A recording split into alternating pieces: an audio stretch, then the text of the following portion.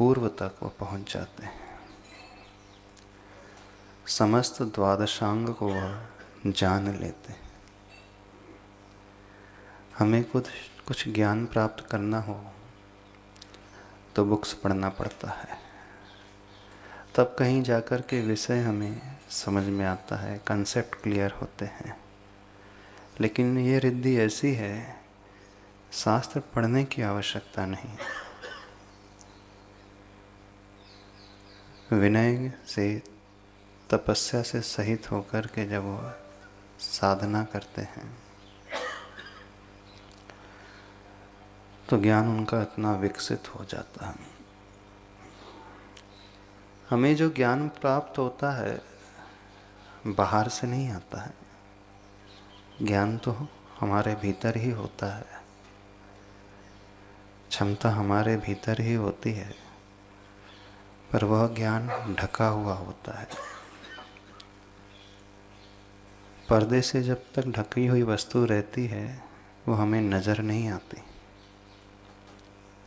वस्तु तो वहीं रहती है, लेकिन उसके ऊपर जब आवरण आ जाता है किसी पर्दे का, कर्म का, तो हमें दिखलाई नहीं देती। हम यह समझते हैं कि हमारे भीतर वो है ही नहीं। ज्ञान के साथ भी ऐसा ही है। ज्ञान हमारा आत्मा का गुण है। ज्ञान कहीं बाहर से आता नहीं है, होता तो वो भीतर है, बस आवश्यकता होती है उस आवरण को हटाने की, उस पर्दे को हटाने की। तो जो व्यक्ति उस आवरण को हटा लेता है उसे ज्ञान स्पष्ट रूप से नज़र आने लगता है, प्रकट हो जाता है। तो ये प्रज्ञा श्रवण रिद्धि ऐसी रिद्धि होती है, उन मुनि महाराज विशेष को प्रकट होती है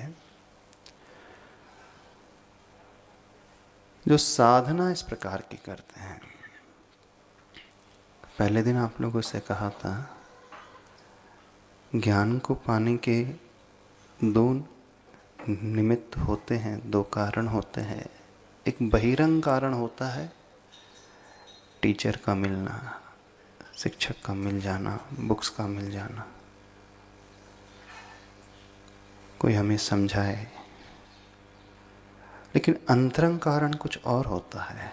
अंतरंग कारण हमारी कैपेसिटी, अंदर की क्षमता, वो पोटेंशियल, वो हमारे भीतर होता है। तो जब तक भीतरी और बाहरी दोनों कारण नहीं मिलते हैं तब तक उस कार्य की प्राप्ति नहीं होती। प्राय हम इस कला को सीखने के लिए सिर्फ बाहरी कारण पर ही जोर डालते हैं। हर व्यक्ति यही करता है। वो अच्छी से अच्छी कोचिंग लेने की कोशिश करता है, बुक्स लेने की कोशिश करता है, लेकिन वो आंतरिक विकास नहीं करता। दोनों की आवश्यकता है, पर मेन हमारी आंतरिक क्षमता की आवश्यकता होती है। तो वो आंतरिक क्षमता कैसे बढ़ती है? उस ज्ञान अर्जन के लिए